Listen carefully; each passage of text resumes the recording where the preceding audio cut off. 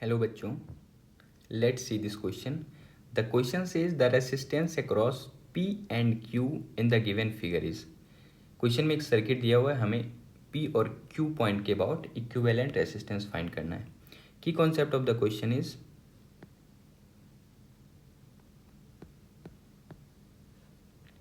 First key concept is combination of resistance.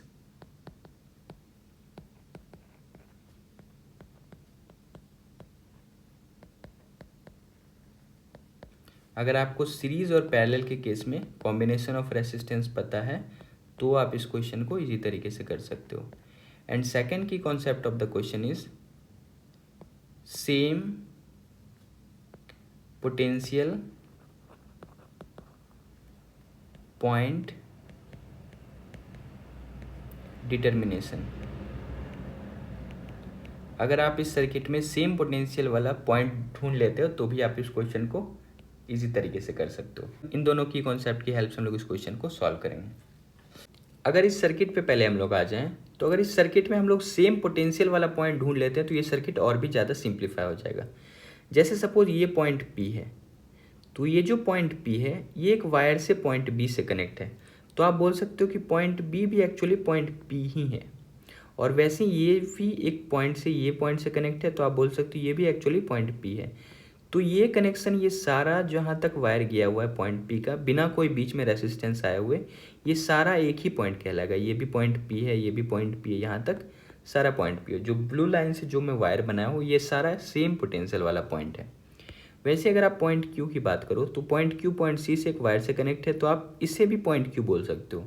Point Q मतलब same potential वाला point. अगर same point से मैं नोट कर रहा हूँ, इसका मतलब है कि वहाँ का पोटेंशियल सेम है, तो आप सभी को एक ही पॉइंट भी मान सकते हो. वैसे ये पॉइंट यहाँ तक गया हो तो ये भी एक्चुअल में पॉइंट Q यहाँ तक है, यहाँ तक ये भी पॉइंट Q है. यहाँ तक आप बोल सकते हो ये सारा, जहाँ तक ये जो आपको पिंक कलर का लाइन दिखाई दे रहा है, ये सारा पॉइंट एक ही पॉइंट है, Q वाला पॉइंट. और तीसरा पॉइंट में ए पॉइंट आप देख लो, ये जो ए पॉइंट है, तो आप देखोगे ये ए पॉइंट एक्चुअल में ये जो रास्ते से गया हुआ है ये भी ए पॉइंट है, और ये सारा ए ही पॉइंट है. तो ये तीनों, ये जो पूरा सर्किट है इसमें ये 3 पॉइंट में बट गया है. तो इस सर्किट को वापस से अगर आप रीअसेंबल करो तो हम लोग क्या कर सकते हैं, एक नया सर्किट ड्रॉ करते हैं और 3 पॉइंट को मानते हुए, क्योंकि इस पूरे सर्किट में हमें सिर्फ 3 ही पॉइंट मिले. तो इसे मैं पॉइंट P ले रहा हूँ और एक मैं यहाँ पे पॉइंट Q ले रहा हूँ, जिन दोनों के बीच में हमें इक्विवेलेंट रेसिस्टेंस फाइंड करना है.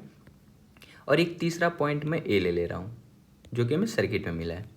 अब हमारे पास टोटल रेसिस्टेंस कितना है, 1 2 3 4 5 6 रेसिस्टेंस है.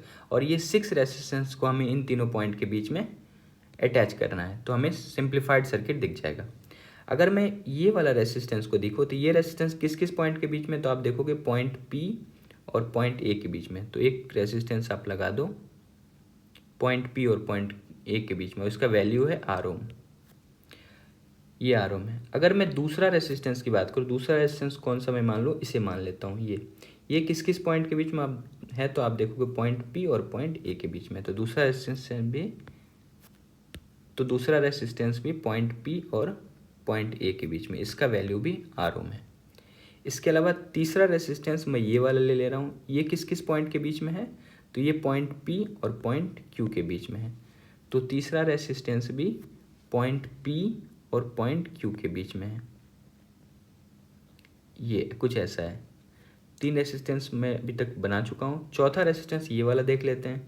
ये किस किस पॉइंट के बीच में, तो आप देखोगे पॉइंट B, यानी B या फिर P बोल सकते हो, और पॉइंट Q के बीच में है. तो पॉइंट P और पॉइंट Q के बीच में है तीसरा रेसिस्टेंस, इसका वैल्यू R ओम है. इसके अलावा फोर्थ रेसिस्टेंस ये वाला जब आप देखोगे, ये किस किस पॉइंट के बीच में है, तो ये A और Q के बीच में है. तो A पॉइंट और Q के बीच में है, तो आप इसे ड्रॉ कर लो, A और Q के बीच में है.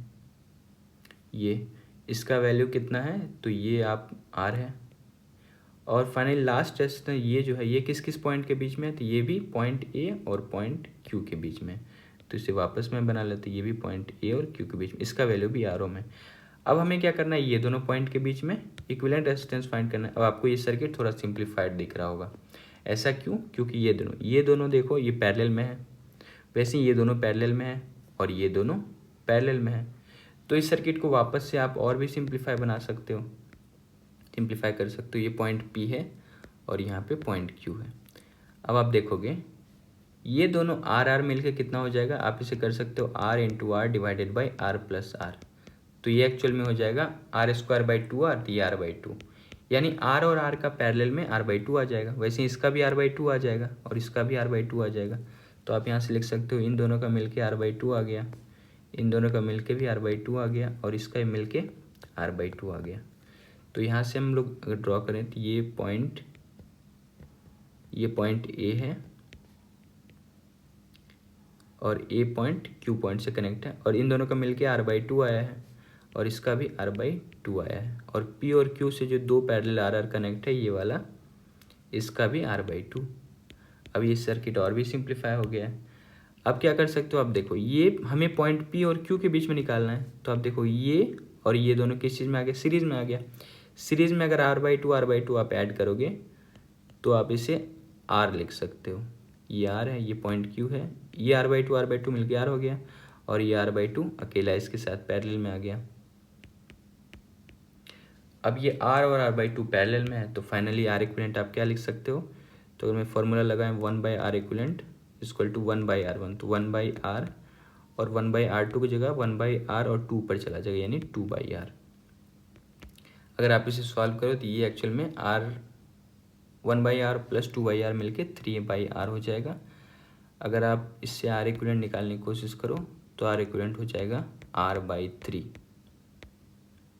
So the final answer of the question is option number first. Option number first is the correct option, R/3. Hope you understood it well. Best of luck. Thank you.